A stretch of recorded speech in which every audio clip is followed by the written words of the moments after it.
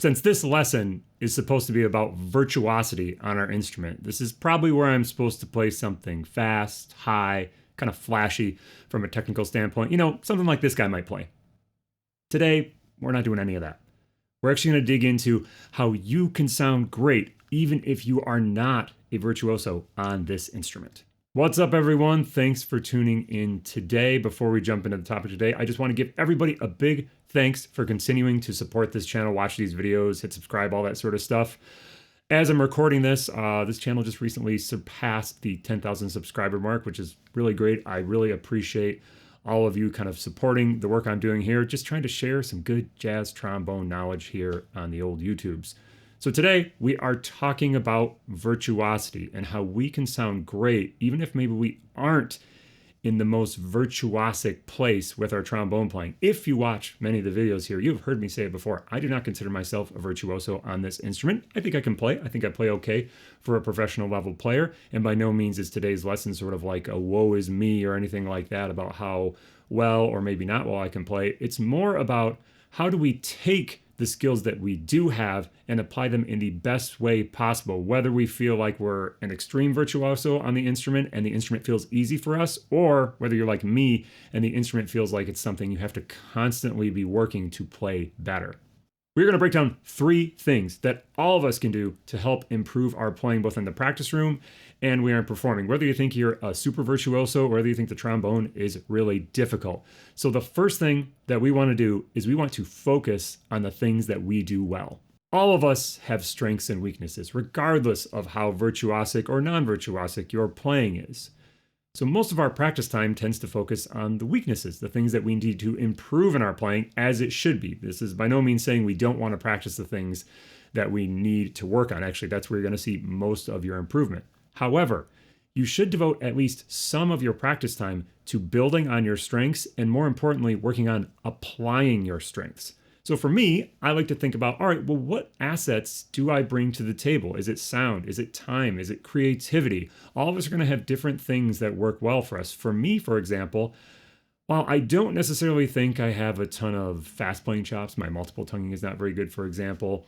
My upper register, I would say, is okay. Something that continues to get better, actually, as I get older and I learn how to play the instrument better, but not necessarily amazing. So what does that leave me? I tend to think I am a good sort of composer and melody creator, not only from a compositional standpoint, but from an improvisational standpoint. So I can use that skill and that ability to sort of hear and construct melodies as sort of the center point of where my solos are coming from. So maybe we take a relatively harmonically dense tune, something like the Benny Golson tune, Along Came Betty. Lots of chord changes in here. They kind of shift all around in different directions. I love this tune because it really allows me to bring that skill to bear in a really creative way. Sort of if I make nice melodies through these complex changes, I'm going to sound pretty hip because the tune itself is pretty hip.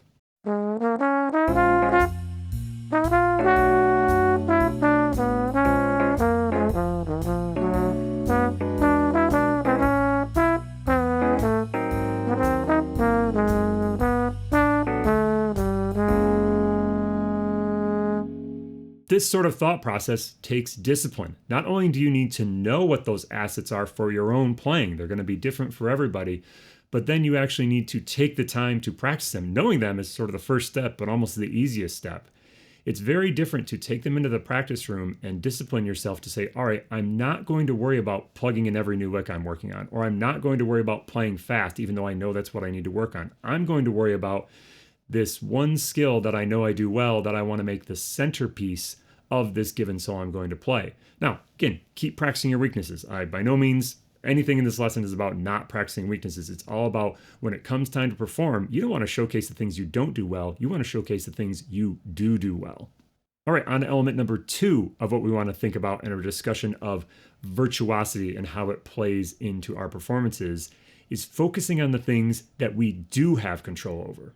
Now, if you're in a situation where you are leading your own band, or maybe you're in an ensemble where you have some voice in the tunes you select and that sort of stuff, you actually have a fair amount of control of some of these factors. Things like tempo, things about what tunes you play, things like the volume at which you're playing. All of these can affect your ability to execute cleanly, especially for us as trombone players. Tempo is something we really have to consider. That's not a cop-out for not learning how to play fast. But the reality is it is harder to play fast on this instrument than it is on a saxophone. That is just a reality of life. And so we need to come to terms with that and what that means for us.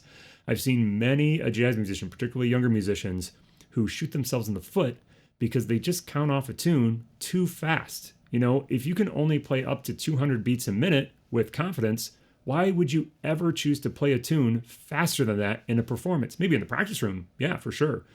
And maybe if you're trying to test yourself in the performance, but if your mindset is like, when it's time to perform, I really want to focus on communicating with the listener, communicating with my bandmates, maybe going faster than 200 is not the right tempo for you. So you have control over those elements. Things like tune selection.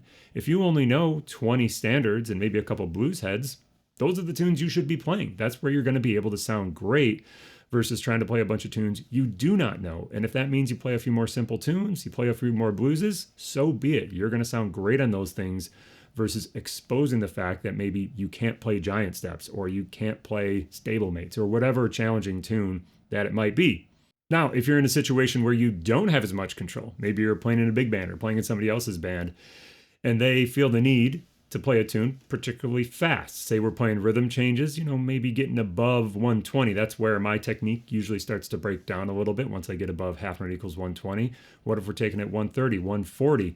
You still have control over what you decide to play. I know that I cannot play eighth note lines above 120, period. My double tongue, as I mentioned, is not very good. So when the tempo gets faster like that and I'm in a performance moment, I try to avoid playing eighth note lines. Not to say I don't practice them in the practice room, but when it comes time to perform, I focus on things I can execute well.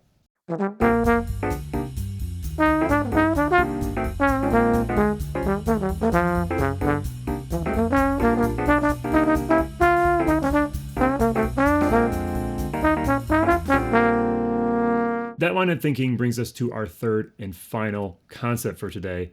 That is the fact that limits are often opportunities for creativity to happen. This is a classic way for creative individuals in any art form to kind of find new avenues to go, is sort of setting some arbitrary limits on yourself and seeing what you can do inside of those. You have to take the perspective that they're not really limits that constrain you in a way that's sort of limiting you, but in a way that's forcing you to find new ideas within a certain amount of space and take it as a challenge versus sort of a negative. To practice this, you might just say, all right, I'm only going to play ideas that are below a B flat on top of the bass clef staff, nothing else.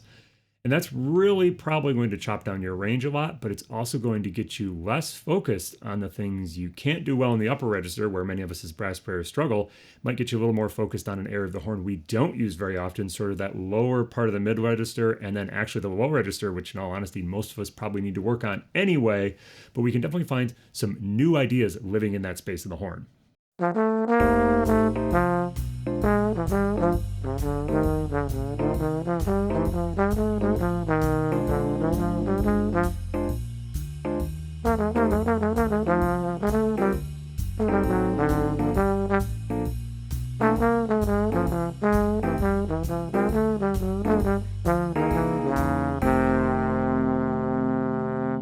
This way of practicing can help us to focus on the tools that we do have at our disposal rather than the ones that are maybe not at our disposal. And that's really what virtuosity is, whether we're talking about playing fast, playing high, playing loud, playing complicated figures, whatever. It's all about having a wider set of tools to use. Now, by all means, practice this stuff. I spend time every single day practicing technique, trying to improve my level of virtuosity.